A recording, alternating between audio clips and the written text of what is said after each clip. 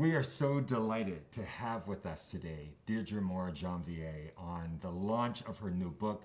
Congratulations. We're really looking forward to hearing more about it as well. Oh, thank you so much, Milton. It's great to be here, and thank you for having me. Okay. And thank you, everyone, for being here this evening with us and sharing in the launch of my book. From me to you, The Power of Storytelling and Its Inherent Generational Wealth. Okay. I hope you enjoy this evening.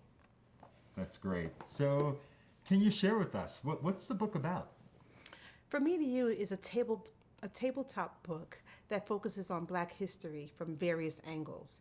And it's a book that you can give to your 7-year-old, your 10-year-old, you can even give it to 70-year-old people.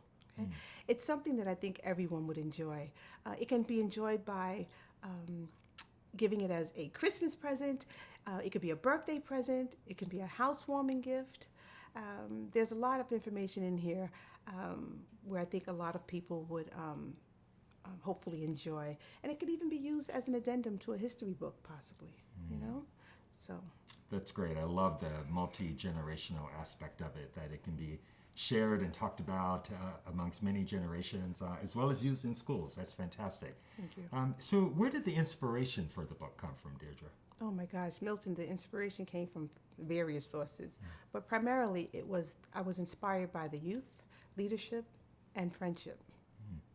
And I was inspired by the youth back in September of 2019 when my son Justin came home from school having participated in a service learning program, and he says, Mom, I just went to one of the local nursing homes and I met one of the Holocaust survivors.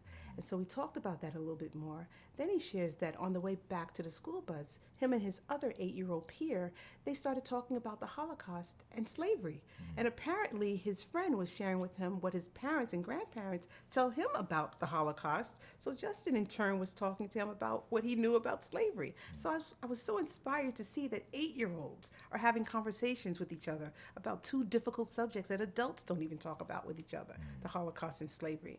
But it was that night later, it was that evening when I was getting Justin ready for bed, and he says to me, so Mom, so what's slavery really about?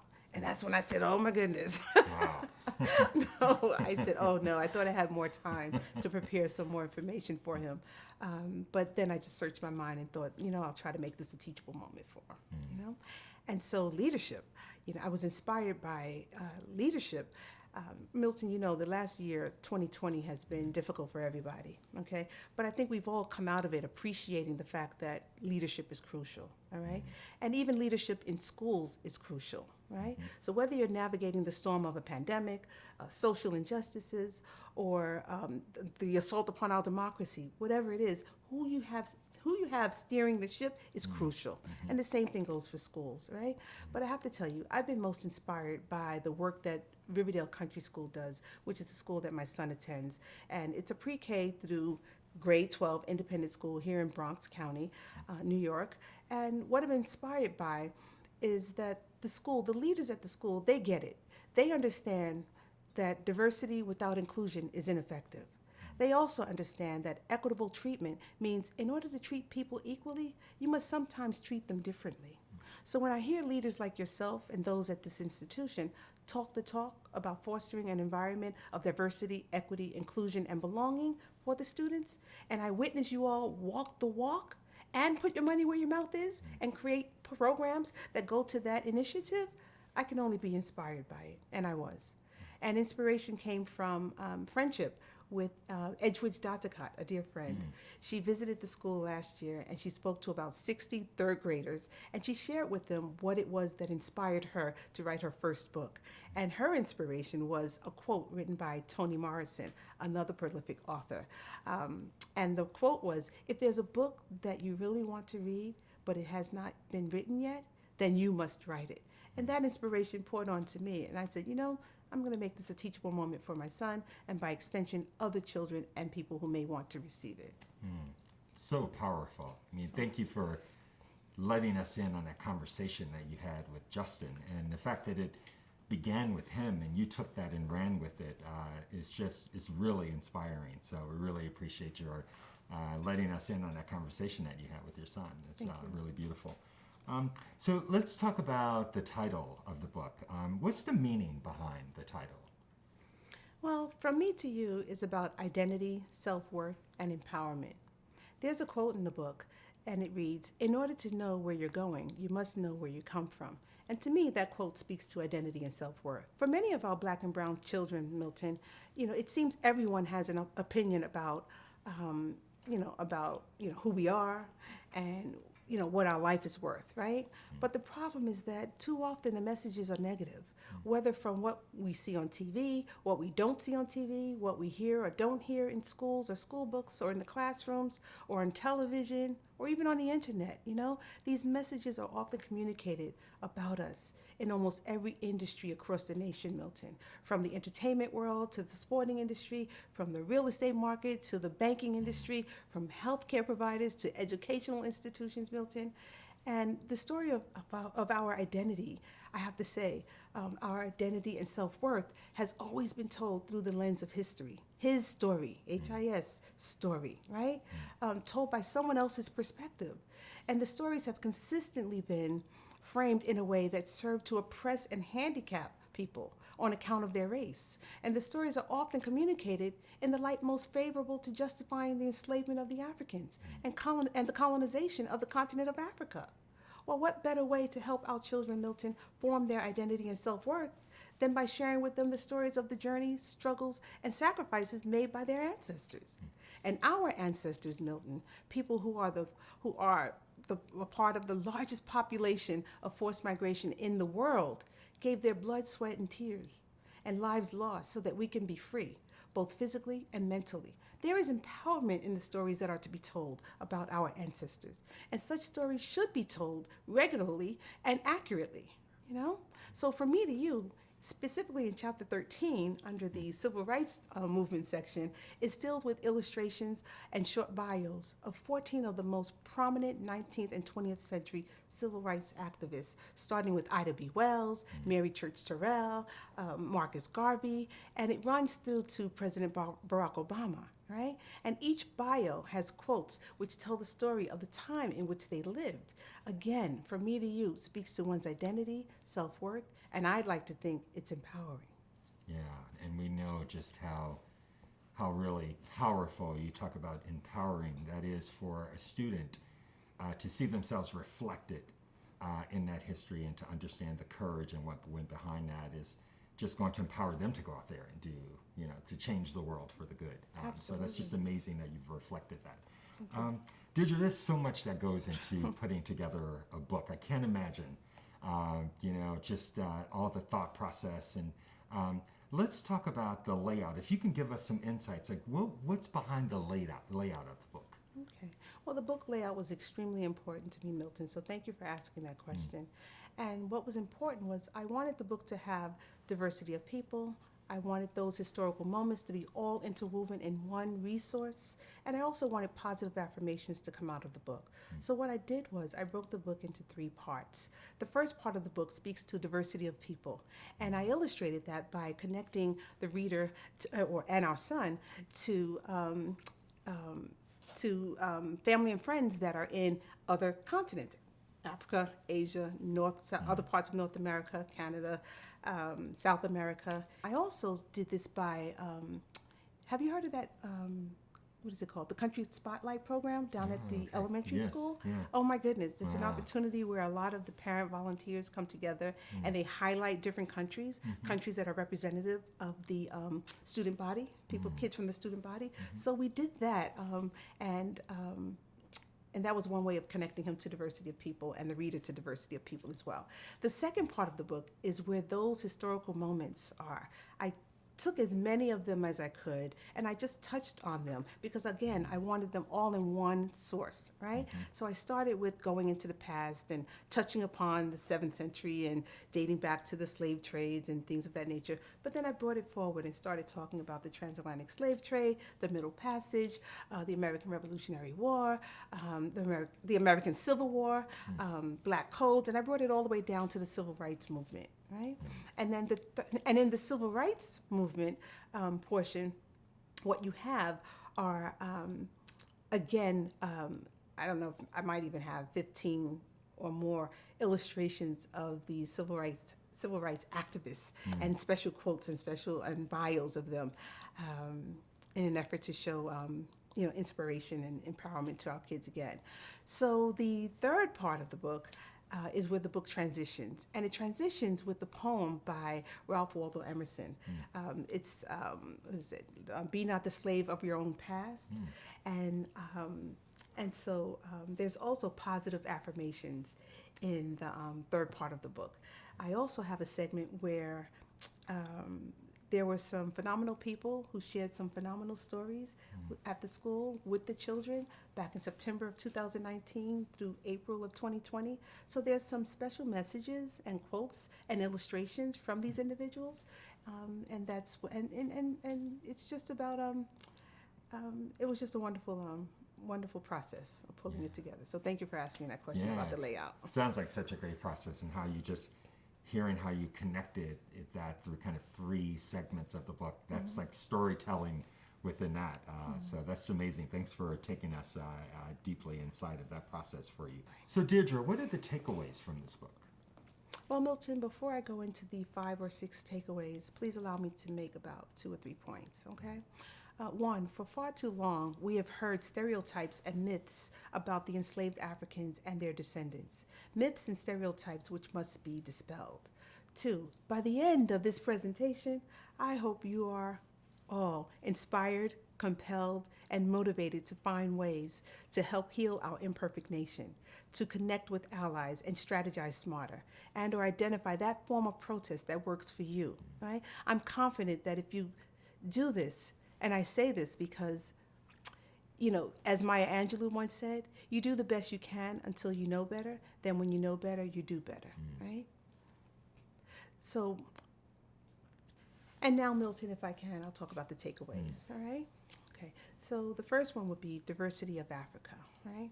As we know, Africa is not a country. It's an entire continent, right? And to me, it's the best example of what diversity looks like in the world. It's a continent filled with diversity of climate, diversity of animals or wildlife, diversity of natural resources, and most intriguing to me is diversity of people, all right? And here, as you'll see, is a slide or illustration that speaks to diversity of climate. You have the Saharan Desert in the northern region, there's the rainforest in the lower central parts of Africa. You even have snow, as reflected in the lower portion of the slide in front of you. And as seen in this picture, this individual's at the world's highest freestanding mountain, Kilimanjaro, which is also the highest point in Africa, located in Tanzania. Then you have diversity of wildlife and animals. Here we have pictures of some of the most beautiful animals living in the Serengeti in Tanzania, located in the eastern region of Africa. And there are also pictures here of animals in the safari in places like Kenya. But diversity of natural resources. As you can see, Africa is and has always had an abundance of natural resources, right? Whether it's the cotton, uranium, crude oil, and petroleum products found in the northern and western parts of Africa, the gold, the coffee, the tea, and other grains found in the eastern part of Africa, or the abundance of diamonds and gold found throughout South Africa. Africa has always had an abundance of oil, precious metals, and minerals, and a vast assortment of grains on the continent, as you can appreciate, I'm sure, being a history professor. But diversity of people, oh my gosh, I'm intrigued. I love people, so this was one of the favorite parts for me. Africa has always been a continent with diversity of people. And with diversity of people, there comes diversity of cultures, traditions, languages, written and spoken. Africa has about 1,000 to 2,000 different languages spoken there. I don't know if you realize that. Amazing, right? And today, Africa is the most diverse continent on the globe, consisting of over 54 countries, and a sum total of 1 to 1.3 billion people. African countries are also quite diverse from an ethnic point of view, all right? So in doing my research, I came across an article written by, it was in the Washington Post, and it was written by a gentleman by the name of Max Fisher back in 2013. And it related to the world's 20 most ethnically diverse countries are all African, partially because European colonial powers divided up sections of the continent with little regard for how residents would have organized the land themselves. And here, as you see, is a map of the data that was collected by the Harvard Institute for Economic Research. And it's used to illustrate the author's points, which are, if you look at the greener countries, right, they're more ethnically diverse, right? And the orange countries are more homogenous. And, there are a few trends that jump out at you. The countries in Europe and Northeast Asia, they tend to be most homogenous, right? And the sub-Saharan African nations are the most diverse, with the Americas generally somewhere in the middle, okay? But the reason why the world's 20 most ethnically diverse countries are all African is largely because of the events that took place in Africa between 1866 and 1914 with the Scramble to Africa and the Berlin Conference, okay? So, the next slide that I can speak to, I was going to talk about the trading, raiding, ransoming, enslaving, wars, poverty, and disease, but all of that just led to this next slide, which are the 4 slave trades that existed between the 15th and the 19th century. Oh my gosh, this was another wonderful part of the research that I unraveled here. So between the 15th and the late 19th centuries, there were 4 slave trades operating in a way that extricated, exploited, brutalized, and enslaved the Africans from every angle surrounding the continent of Africa. And as you see in this slide, if you look at the country of Africa, the red lines that you see, those aren't indications of what's coming into Africa. Those are indicated, representative of the Africans that were taken out of the country and dispersed throughout the world. Okay, and the 4 slave trades are the Arab trans-Saharan slave trade, the Arab slave trade to Asia, and the Portuguese slave trade, and of course the infamous transatlantic slave trade. And I'll just briefly touch on the Arab slave trade. Let's just say the Arab trans-Saharan slave trade. That's when they engaged in the removal of the Africans from central, east, and southern parts of Africa and marched the slaves across the Sahara Desert on foot and dispersed them throughout the Mediterranean Sea region and parts of the Middle East and Europe. Right? But then you had the Arab slave trade to Asia, which operated basically out of the Indian Ocean. And they were taking slaves from the eastern coast of Africa and dispersing them throughout parts of Europe, the Middle East, and other parts of the world. And then you have the Portuguese slave trade. Now, there's a couple of points I want to make with the Portuguese slave trade, and I'll try to be brief about them. Originally, the Europeans would trade in goods, not humans, right? It was in 1441 when Portuguese merchant,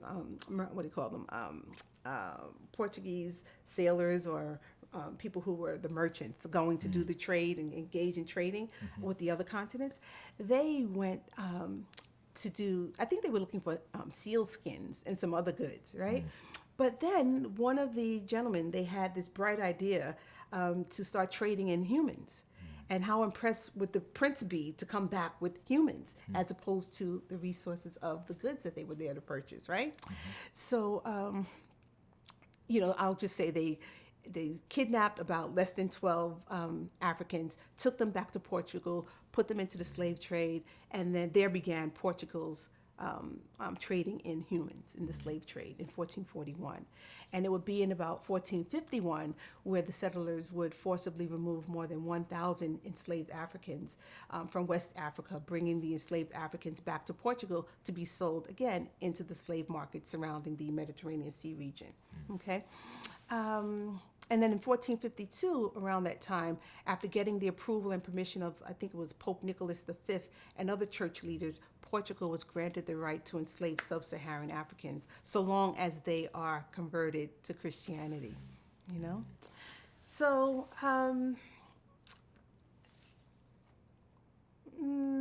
the other thing I wanted to talk about Portugal was the fact that arguably Portugal and Spain were responsible for changing the direction from which the slaves were removed from Africa and transported. So what I'm getting at is originally they would take the slaves from Africa, the west coast of Africa, and take them back to Portugal, Spain, or one of the Iberian nations, right? But then, after getting the permissions of the church and other religious people, they were able to start taking the slaves directly from the west coast across the Atlantic Ocean.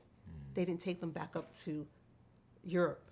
Okay, so they were arguably responsible for changing the direction from which the slaves were removed from Africa and bringing them directly across the Atlantic Ocean as well.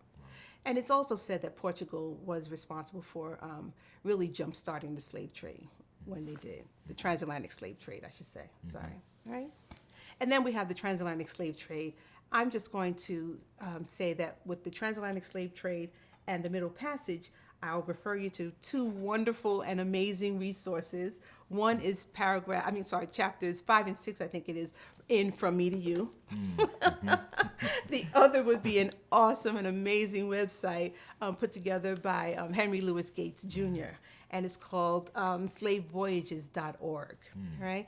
And as Dr. Louis Gates points out in his website, Europe, and I quote, European colonizers turned to Africa for enslaved laborers to build the cities and extract the resources of the Americas. They forced millions of Africans across the Atlantic to the Americas, right? And from one part of the Americas to another. This is where he's talking about not just the transatlantic slave trade, but there was also this thing called the intra-American slave trade. But that website is phenomenal, okay? So then, I have to say, there was the Scramble for Africa and the Berlin Conference. That's another takeaway that I wanted to share. And this picture here is a picture of the diamond mine that was found in Africa. It's called the Kimberley Mine. And in fact, it was in 1866 that diamond was discovered in South Africa. It was 1886 that they discovered gold. And of course, what happened? There were European nations that became interested in Africa all over again. And they literally scrambled to Africa for Africa and laid their claims, for the continent, different parts of the continent. It got so bad, Milton, as you can appreciate with the history, that there was concern that the European nations would have a civil war or have a war of sorts because they were vying for who would get the best or the better part of the continent. Unbelievable. And so what happened is, I think it was Germany. They were the empire at the time, right? And it was, what's his name? I think Otto von, Bismarck, I think it was, right? He called a meeting. I think Portugal asked him to call a meeting because it was really getting out of control, right? And so he called a meeting of the 13 European nations, including the U.S., right? So they all came and sat in one big conference room in November of 1884, and it ran through February of 1885. And this meeting was called the Berlin Conference. And at that conference, there's this massive size wall, a map of Africa on the wall there. And all the representatives of the European nations were in the room, whether it was Germany, Hungary, Denmark, Belgium, Spain, France, the Netherlands, Italy, and the United Kingdom, Portugal, Russia, Sweden, and some other agencies, including the United States of America. But there was not one representative there from Africa, all right? Talking about the carving up and colonization of Africa. And at the end, I have to tell you, as you can appreciate again, because you're a history buff, everyone in the European nation got a piece of Africa, So whether it was France who received, I think they gained control of the northwestern part of Africa, including Algeria, and the British had control over both Egypt and South Africa. But Belgium gained control over the Congo and Central Africa. And I think Portugal gained control over the western and eastern regions of Africa. But after World War I, this all changed because Africa gained its independence. But then after that, in 1948, we all know what happened, apartheid, which didn't end until like the early 1990s, So I just wanted to make that one of my takeaways. So the last takeaway that I'll share with you has to do with the 20 killings of unarmed black men, women, and children, Milton, here in the U.S., right, at the hands of police officers and self-appointed vigilante citizens. And the killings, what I did in this illustration here is I took a blank map of the United States, right, and I wanted to see what it looked like when I pinned or mapped out 20 unarmed killings just to see what it might look like. And so there were, starting with 2012 with Trayvon Martin in Florida, right? And then there was about 11 in 2014 of various unarmed killings of men, women, and children. Then in 2015, there were 5 killings. And of course, we all know about the 2020 killings the unfortunate of them all, with Ahmaud. Forgive me if I don't want to not pronounce his name properly, but Ahmaud Arbery, along with Breonna Taylor, right? And of course with George Floyd, right? So I wanted to map this out and see what it looks like, and this is what the depictions look like when you put all 20 of them there. And it's just a really sad state, you know, that this continues to happen. But you know what? Thanks in big part for a generation plugged into social media, the nearly 9-minute video of George Floyd's execution was a breaking point for some. And Milton, I'd say it was a breaking point for some because, I don't know, as you can appreciate, African Americans have been crying, screaming, yelling out for centuries, for generations to America, to stop putting your foot on our necks, stop treating us like animals, stop creating and sending, the false narratives about us as a whole. Stop putting in place policies and practices that serve to thwart, halt, and hinder our everyday lives and opportunities to live as citizens of the United States of America. All we want to do is the same as everyone else, an opportunity to secure good-paying jobs, have an equal education, be able to afford and secure higher education, move from the ghetto just as others and move to a more affordable housing, have home ownership, be safe and secure in our voting rights. We want access to health care, a choice of religion. We want the same things that everybody else wants. And unfortunately, these unarmed killings of black men, women, and children throughout the United States of late sparked debates about racial inequality in the United States for the world to see. So,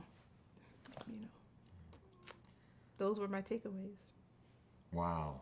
That's just amazing, Deidra.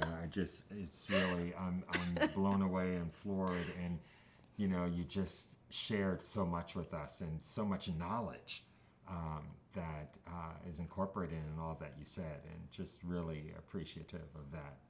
Wow. So tell us, what's next? What's next for you? Oh, wow. Well, Milton, I'm going to say this. I'm going to take this opportunity to share a couple more things. At the risk of sounding political, which I am far from intending, right? There's a reason why at every turn, either a Supreme Court Justice of the United States or a President of the United States, even a renowned national figure, always reference the words, sentiments, and actions of President Abraham Lincoln, right? And it's always in the context of reminding us, as we evolve into a more perfect union, what the Constitution is about or what it's intended to do, right? Right? Well, whether it's Chief Justice John Marshall or Abraham Lincoln himself or President Barack Obama, they each spoke to the purpose of the Constitution in the following quotes. Chief Justice John Marshall, who served from 1801 to 1835, he said, "It's emphatically the province and duty of the judiciary to say what the law is," right? "We must never forget that.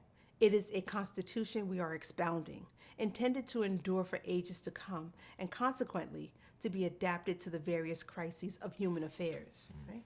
Abraham Lincoln, President of the United States in 1861, in a speech that he gave on July 4th, he told the nation, "The purpose of America's government was to elevate the condition of men, to lift artificial burdens from all shoulders, and to give everyone an unfettered start and a fair chance in the race of life."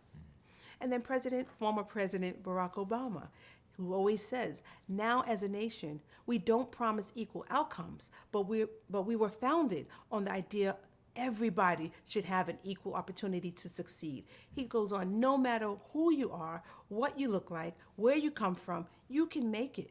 That's an essential promise of America. Where you start should not determine where you end up." Well, while I recognize I'm not a justice of the Supreme Court of the United States, I am not a former nor current president of the United States, okay? Nor am I a renowned national leader. But what I am is a descendant of the largest forced migration population in the world, my ancestors, the enslaved Africans. My ancestors who were snatched up, kidnapped, brutalized, and subjected to psychological warfare, and forcibly removed from their homelands, stripped of their cultural connectedness, and dispersed throughout various parts of the world, never to see their families again. Ancestors who from 1619 to 1865 endured 246 years of cultural negation as they lived in a society that at every step of the way engaged in racial segregation, discriminatory practices, psychological warfare, and consistently tried to dehumanize us to the world. Ancestors who, as of 1865, with the abolishment of slavery via the enactment, through the enactment of the 13th Amendment, and with the enactment of the 14th Amendment in 1868, ancestors who, in the face of inalienable rights bestowed upon them as freed men and women, remained subject to the repressive and oppressive laws, such as the Black Codes and the Jim Crow laws, that continued to practice exploiting, oppressing, segregating, killing, and devaluing Black lives. My lineage is connected to the enslaved Africans and their descendants, who have participated and contributed in every single war fought for or on behalf of the United States of America. Ancestors who gave up their blood, sweat, tears, and lives lost, Milton, during the fight for our freedom, right? I'm from a populace of people upon whose backs empires have been built, multi-billion-dollar economies maintained and sustained, all off the sweat equity of the men, women, and children of the enslaved Africans and their descendants. And yet, more than 400 years later, African Americans remain the most marginalized group in the United States. We today, as was the case in the land of wealth and opportunity back in 1863, have 1/2 of 1% of the nation's wealth. 1/2 of 1% of the nation's wealth. Do the math. This premise is unremarkable, inequitable, and unconscionable. Right? So I stand here before you as an African American woman, mother, wife, and advocate for change, Milton. And I say this: we are in a crisis of human affairs. We need to elevate the condition of Black and brown people and remove the artificial burdens from our shoulders so as to give everyone a fair chance in the race for life, right? We need to remove the manacles of segregation that are hidden and the chains of discrimination that are concealed so that every citizen of the United States has an unfettered start to building wealth. And we need to have accountability, Milton, for those who offend our Constitution and threaten our democracy by engaging in irresponsible, dangerous, and life-threatening conduct, particularly towards our fellow Americans. And as Dr. Martin Luther King said so eloquently back in 1963, on the March on Washington, I'm going to quote just what he said. Now is the time to make real promises of democracy. Now is the time to rise from the dark and desolate valley of segregation to the sunlit path of racial justice. Now is the time to lift our nation from the quicksands of racial injustice to the solid rock of brotherhood. Now is the time to make justice a reality for all of God's children. And he went on to say, and it's applicable today, it would be fatal for the nation to overlook the urgency of the moment. All right? And a year later, what happened? The Civil Rights Act of 1964 was passed, ending segregation, right? But you know what, Milton? As to the fight for social justice and equality in America, Black and brown people, particularly African Americans, can't wait, nor should we have to wait another year, another month, day, hour, minute, or second for change. The price in waiting has been too high and took far too long. So regarding this fight for social justice, equality, voting rights, the right to be free from threats of disenfranchisement here in America, let's all become advocates for real change, okay? And remember this: the road to racial justice, equity, and inclusion for our Black and brown people has been long. And the gauntlet of microaggressions from others has consistently presented themselves as bumps in the road. But in the end, and with each step taken, Milton, progress is inevitable, right? So don't give in. Instead, step in to the change that is on the horizon, right? It's one of my favorite quotes. It's my quote. Our quote. And if I may, Milton, if I can just do a call to action real quick. I just want to challenge us all to find ways to do better. Start where you are, use what you have, do what you can, said the late Arthur Ashe. We all have something to lose, and certainly much to gain. Let's begin to connect with allies. Let's strategize better. Let's all be inspired by the racially diverse street protests that we had pre-COVID and some during COVID. Let's find that form of protest, Milton, that works best for you. Because silence is no longer an option. Where you see wrong or inequality, speak out, because this is your country. This is your democracy. Make it, protect it, pass it on, said the late Thurgood Marshall, right? If the society today allows wrongs to go unchallenged, the impression is created that those wrongs have the approval of the majority, said the late Barbara Jordan. So, as Maya Angelou said, the late Maya Angelou, the poet, author, and artist, do the best you can until you know better. Then when you know better, let's all just do better. Milton? Yeah, amazing. Thank you so much for sharing this with us, for lending your voice to this important story, for telling the story, for sharing the story. There's that sense of urgency that I certainly hear in your voice. And we talked earlier about it being multi-generational. The story is generational, and it's so relevant today. And I think you've provided a blueprint for that call to action of what it should look like. So thank you for inspiring. Thank you for the creation of this book. I know everyone is going to enjoy it, and just congratulations and kudos to you. This is just time well spent, and I was so honored to be here with you. So thank you, Deidra. Thank you so much. I'm grateful for the opportunity to be here and to speak with you, and I'm so appreciative for all the efforts of yourself and others, okay? Okay, thank you.